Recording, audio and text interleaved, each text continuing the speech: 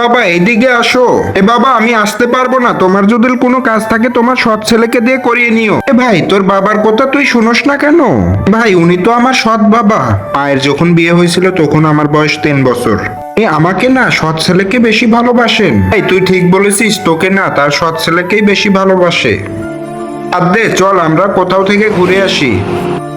আজকে বুড়ো টাকা না দিতে পারে তাহলে তার পা ভেঙে ফেলবো।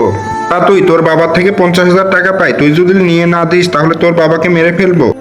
এটা ওই বুড়ো কি আমার আপন বাপ হয় নাকি? যা গিয়ে মার গিয়ে, তোর সৎ বাবাকে আমরা শেষ করে দিব। বুড়া, কবে দিবা আমার টাকা? 30 দিন হয়ে গেছে, আমার টাকা তুমি দিচ্ছ না। তুই আমার টাকা বের করো। আর আমাকে 10 দিন সময় দাও, আমি সব টাকা পরিশোধ করে দিব। বুড়া, তুই আমাদের থেকে আরো 10 দিন সময় নিবি? তুই যদি কালকের মধ্যে টাকা না দিস তাহলে জুতা খুলে তোকে পিটাবো। থাকিস তুই। তোমরা চিন্তা করো না, আমি কালকের মধ্যেই দেওয়ার চেষ্টা করব। সময় দিলাম, কালকে যেন মনে থাকে।